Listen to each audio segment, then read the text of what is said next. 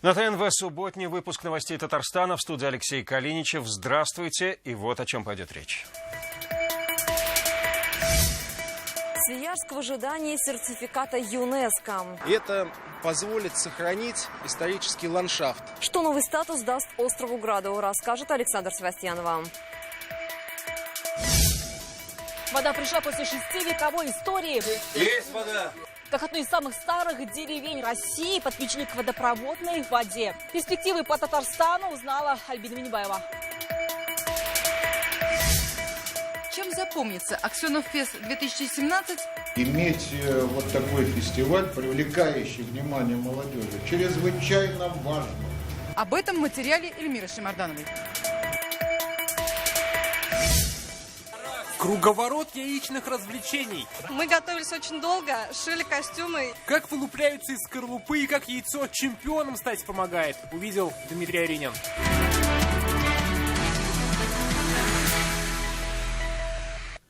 Татарстан всегда открыт для партнеров из Турции. Об этом Рустам Минниханов заявил на открытии Измирской международной выставки.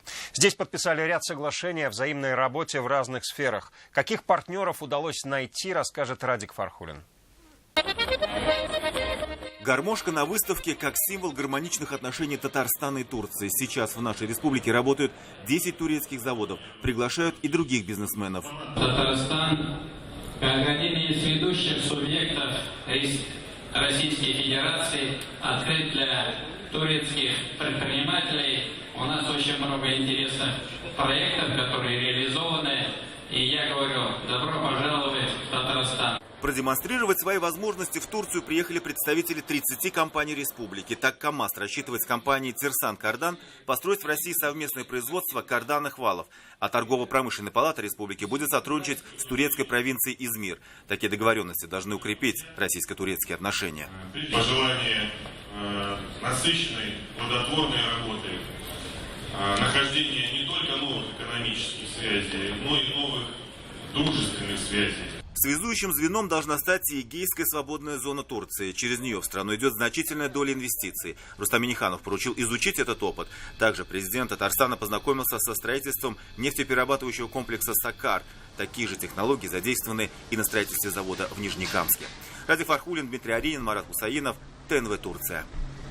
Вошел в историю ЮНЕСКО. В понедельник, 21 августа, генеральный директор Всемирной организации Ирина Бокова вручит руководству республики сертификат о включении Свияжского Успенского собора и монастыря в список всемирного наследия. В преддверии исторического события остров посетила Александра Севастьянова. 1997 года монастырь вновь был передан верующим, а уже в 1998 году началась работа по включению комплекса в предварительный список ЮНЕСКО. Спустя 9 лет, 9 июля 2017-го, эксперты ЮНЕСКО признали, Свияжский комплекс достоин войти в список всемирного наследия. Об этом уже свидетельствует эмблема на острове. С уникальностью этого объекта поспорить трудно. Помимо исторической значимости самого Успенского собора и монастыря, который построен еще в XVI веке, здесь сохранилась чуть ли не единственная в мире фреска с изображением святого Христофора с лошадиной головой. Внутри сейчас продолжается масштабная реставрация. Тем не менее, комплекс – место притяжения туристов. Ой, вы знаете, сердце прям выскакивает из груди, если честно сказать. То, что здесь сохранилось, то, что здесь возрождается, это просто чудо на планете. Очень красивое место. Хотелось бы, чтобы скорее открыли собор, чтобы увидеть чудесные фрески. Жан-Мари Пике с внуком приехали из Франции специально, чтобы познакомиться с историей, а она впечатляет, причем даже местных жителей. То, что внесли, значит, эту церковь, это просто замечательно. Я надеюсь, что это только начало. Я надеюсь, что весь остров будет внесен в список ЮНЕСКО. Несмотря на то, что в список ЮНЕСКО включен только Успенский собор и монастырь, под охраной весь остров. По нормативам ЮНЕСКО он так называемая буферная зона. Это позволит сохранить в том виде, в котором он до нас дошел, исторический ландшафт. И это очень важно. Мы решили отпраздновать день рождения клуба сегодня в Свияжске. Новый Новый статус, дополнительное внимание. На прошлой неделе здесь прошел кинофестиваль, а сегодня остров посетили байкеры России. Все красиво, благоустроено становится. Успенский собор и монастырь стали третьими по счету объектами Татарстана, которые вошли в список ЮНЕСКО. Ранее включили Казанский Кремль и Болгар. Несмотря на то, что мы уже включены в список ЮНЕСКО, очень большие планы и по дальнейшей реставрации, и по дальнейшему насыщению вообще самого объекта в целом Свияжска. За минутой славы годы работы. Большая часть еще впереди. В следующем году в Свияжске откроется единственный в России музей археологии дерева. Александр Севастьянова, Андерсен Тальцев, ТНВ, Свияжск. Стихи Пушкина на китайском языке под аккомпанемент золотого тромбона Европы. Сегодня в Казани в 11-й раз открылся литературно-музыкальный фестиваль «Аксенов Фест». Он посвящен творческому наследию писателя Василия Аксенова, которому завтра исполнилось бы 85. Впервые среди гостей литераторы из Китая и Швеции. Премьерой фестиваля станет презентация книги о Белле Ахмадуллиной. Может ли Казань претендовать на роль литературной столицы России? Скорее всего, да, потому что именно здесь появился на свет фестиваль «Аксенов Фест», который собирает ярчайших представителей литературного цеха. У писателя должна быть активная гражданская позиция, считал Василий Аксенов. Он благословил фестиваль с условием, что он будет посвящен творчеству и других литераторов. Так и получилось. «Аксенов Фесту» 11 лет. Любой фестиваль, он расширяет твой горизонт просто. Взгляд на мир. Другой взгляд абсолютно, с другой точки зрения. Молодая поэтесса не пропускает ни одного мастер-класса.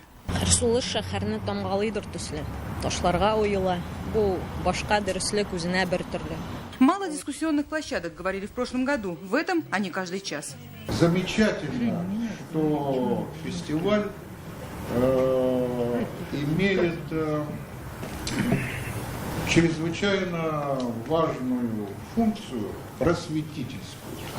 И чем больше молодежи сюда приходит, тем это более означает, что фестиваль делает то, что нужно делать. На днях стало известно, что сын сестры супруги писателя собирается судиться с организаторами фестиваля.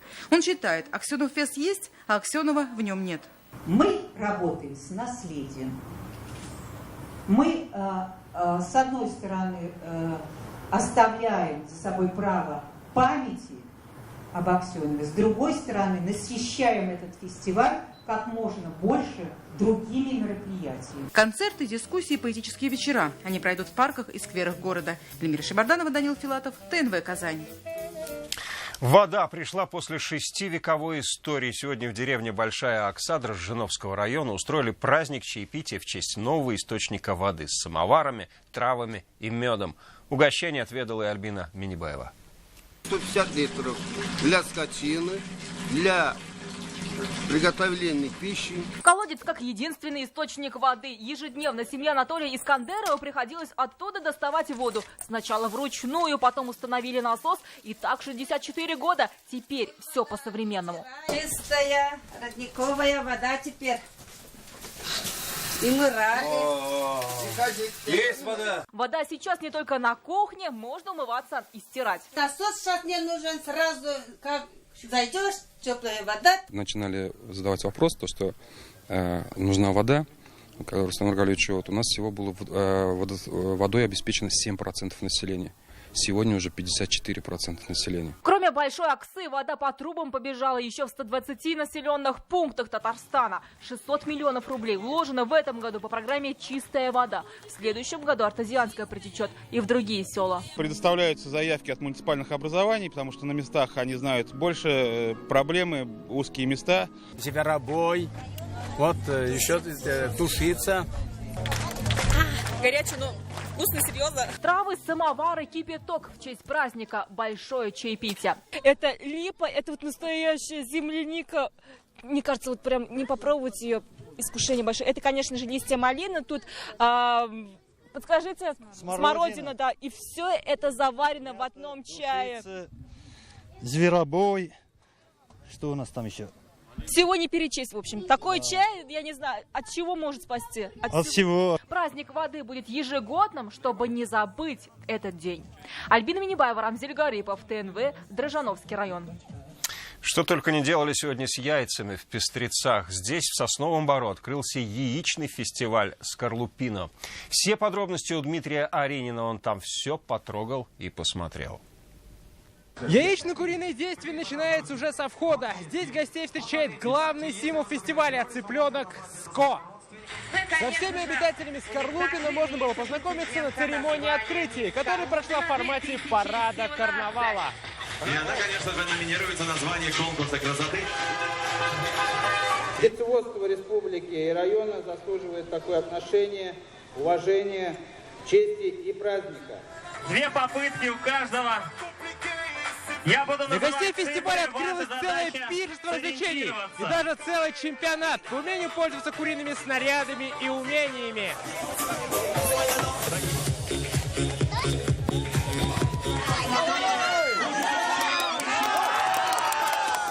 Мы готовились очень долго, шили костюмы, изготавливали различные реквизиты. Ничего сложного нет практически. Ребята все подготовились. Также можно было познакомиться с различными пернатами, потрогать, покормить их. Пожалуй, самым трогательным моментом стал показ зарождения новой жизни, то есть как из яйца вылупляется цыпленок.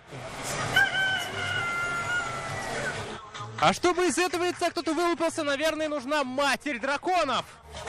Преклони колено. Очень интересно, очень приятно находиться. Красиво сделано. Красиво сделано. И детям, и взрослым. Были в том году, тоже очень понравилось. В этом году тоже. Такой набор яичного разнообразия в Пестрецах будет и завтра. Здесь даже обещают побить рекорд России по приготовлению и поеданию самой большой яичницы. Дмитрий Аринин, Ильшат Мухаметов, ТНВ, Пестречинский район. Огонь, вода и медные трубы под покровом луны. Сегодня впервые под Казанью проходит ночная гонка героев. 10 километров, 23 препятствия и море адреналина. В эти минуты в самом эпицентре событий находится и наш корреспондент Салават Мухаммадуллин. Салават, добрый вечер. Какие испытания ждут смельчаков и когда будет дан старт? Добрый вечер, Алексей. Основные старты начинаются через 15 минут, но вот некоторые участники уже пробуют себя. Это испытание называется Эверест. Героям нужно забраться на вышку с помощью каната. И таких испытаний на трассе будет 23, а у участников неограниченное число попыток их преодоления. Вообще же покорить Казанскую трассу вызвались около 1000 человек. Многие приехали с семьями. И давайте же послушаем, что их заставило променять сон на боль, грязь и полумарафон в 10 километров. Это страсть. Это страсть, преодоление себя, преодоление боли, командный дух. Это кайф, расслабление, адреналин. эмоциональный, я не знаю, разряд. Разрядка, да.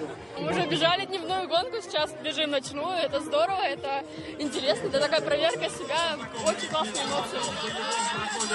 На протяжении всей трассы всех участников и болельщиков ждут разбитые костры. Трасса уходит далеко за горизонт. На этих точках участники смогут перекусить и перевести дух. А вообще же ожидается около 100 стартов по 10 человек. А все ли доберутся до финиша, покажет только ночь. Алексей.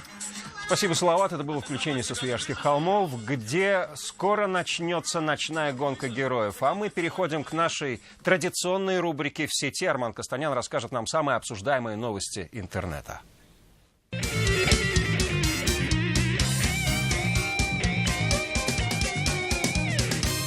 Я крутой чувак, ты не крутой, ты отстой. Я полный отстой. Именно так выглядит Versus Battle глазами многих обычных пользователей. Если кто-то вообще не знает, о чем идет речь, то потом загуглите.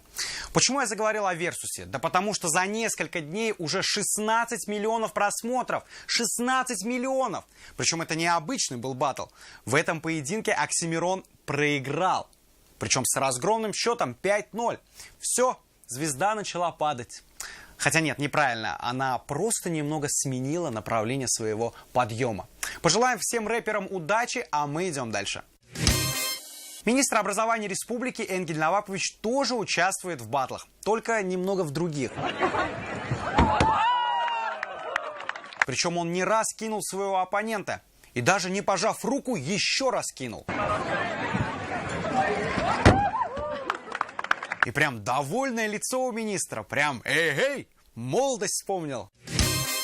Новый челлендж запустил создатель ВК и Телеграма Павел Дуров. Я просто прочитаю, что он написал под своим фото с голым торсом, и вы сами все поймете. Если ты россиянин, ты обязан принять участие в Putin Shortle Challenge или предать себя забвению. 2 правила от Путина. Никакого фотошопа, никакого пампинга. Иначе ты не альфа. Думаю, здесь все четко и ясно. Фоткаем свой голый торс, выставляем с хэштегом Putin Shortle Challenge и все. Уже около 3000 человек участвуют, причем как парни, так и девушки и даже дети. Короче, вперед! По мне, так очень забавный и интересный видеоролик. 17-летняя Макака Фукичан из Японии уже несколько лет работает в таверне официантом. Сразу отвечу на вопрос миллионов телезрителей. Зарплату он получает бананами. Как видно, ей это нравится. Да и посетители в восторге. Прикольно же.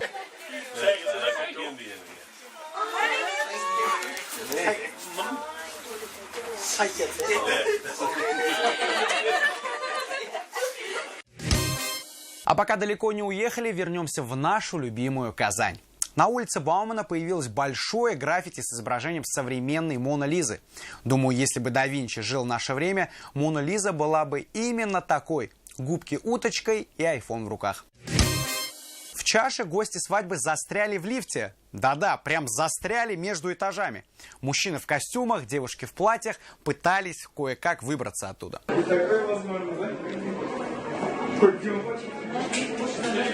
Вот тебе и свадьба. Пела и плясала. На самом деле, мне кажется, это часть выкупа невесты. Родственники заморочились. Или ведущий уже начал проводить свои конкурсы. Я постоянно говорю о том, что уже было в Казани. Сейчас скажу о том, что будет. 25 августа на Баумана пройдет шествие из 18 духовых оркестров. Говорят, что будет бомба. Надеюсь на это.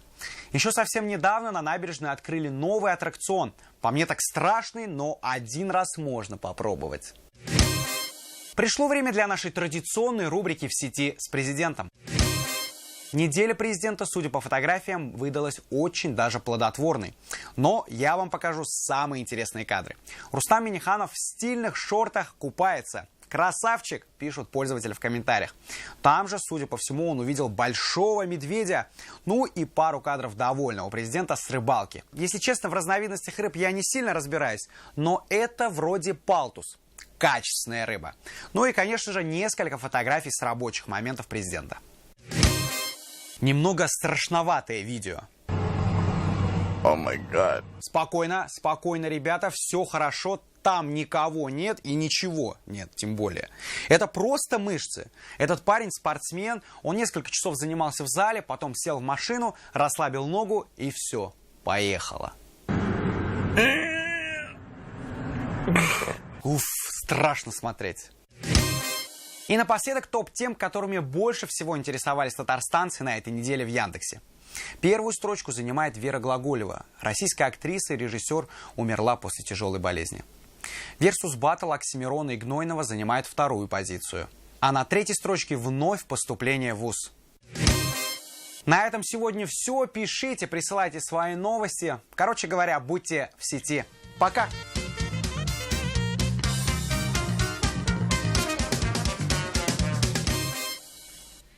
Ну и далее прогноз погоды. Я напоминаю, что все репортажи этого выпуска можно увидеть на сайте нашей телекомпании, а также на канале YouTube. До встречи.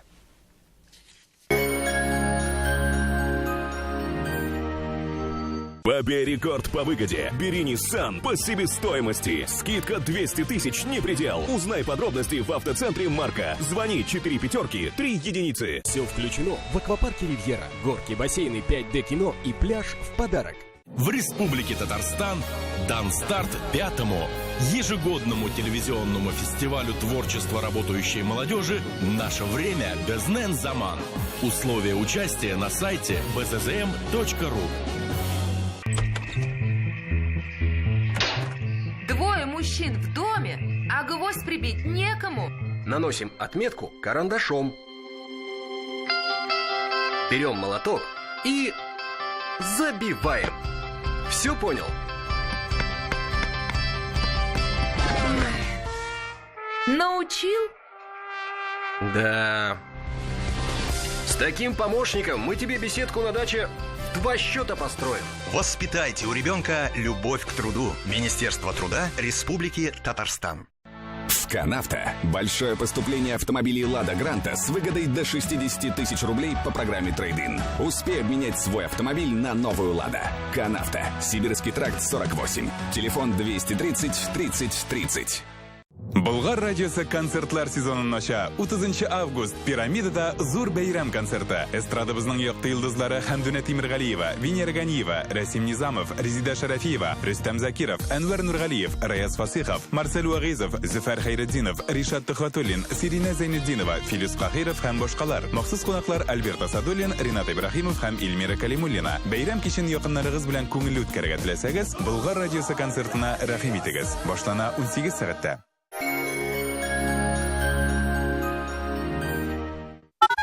Казань-Оргсинтез – лидер химической промышленности Российской Федерации. Дед, а ты кем работаешь на заводе? Слесарем-ремонтником. А папа? А папа аппаратчиком. А когда я вырасту, кем я буду на заводе? Как минимум инженером. Казань-Оргсинтез. Сила традиций. Побей рекорд по выгоде. Бери Nissan по себестоимости. Скидка 200 тысяч не предел. Узнай подробности в автоцентре «Марка». Звони 4 пятерки 3 единицы. В Мебельграде большая сезонная распродажа. Весь август скидки на 100% мебели.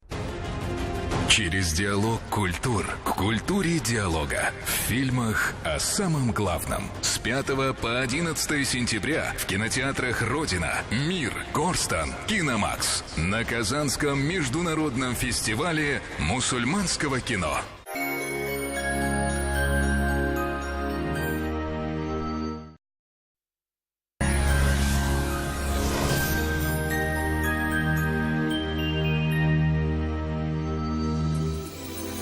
Здравствуйте! Вы смотрите прогноз погоды на ТНВ. Спонсор выпуска – изготовитель корпусной мебели на заказ Данил Мастер. Настало время низких цен. Задумались о новой кухне, хотите быстро, качественно и недорого? Звоните в Данил Мастер. Сделайте заказ сейчас и получите сушилку и мойку в подарок. Доставка, установка бесплатная. Данил Мастер, Казань, Восстание 23. Телефон 2167 166. Ну что ж, а теперь о погоде. В республике сохраняется жаркая и сухая погода, и в предстоящие сутки температура еще повысится. По данным Яндекс.Погоды, на юго-востоке Татарстана будет малооблачно и без осадков. Ночью до 8 градусов тепла, днем же до плюс 25. На северо-востоке республики облачно с прояснениями и без осадков. Ночью плюс 12, днем же плюс 25 градусов. На севере Татарстана ночью ясно, плюс 10, днем же малооблачно и до 25 градусов выше 0. На северо-западе Татарстана ночью будет ясно и до 11 градусов тепла, днем же малооблачно, плюс 25. На юго-западе Татарстана будет ясно, ночью до 10 градусов тепла, днем же до плюс 26. В центральном районе республики ожидается переменная облачность без осадков, ночью плюс 9, днем плюс 25. В последующие сутки жаркая погода сохранится. Кукмарский завод металлопосуды – один из ведущих российских производителей литой толстостенной алюминиевой посуды под торговой маркой «Кукмара». В ассортименте более 400 наименований товаров, посуда с антипригарным и декоративным покрытием, товары для туризма и отдыха, формы для хлеба. Какая бы погода ни была за окном, посуда торговой марки «Кукмара» создаст уют в вашем доме и хорошее настроение вашим домочадцам. Готовьте с удовольствием, радуйте родных и близких. «Кукмара» – удобная посуда, вкусная еда. В Казани в предстоящие сутки будет ясно. Ночью до 12 градусов тепла, днем же до плюс 26. Ветер юго-западный слабый. Атмосферное давление составит 764 миллиметра ртутного столба. Влажность воздуха 52%. Ожидается небольшая магнитная буря. Берегите свое здоровье. На этом наш выпуск завершен. В студии была Маргарита Павлушина. До свидания.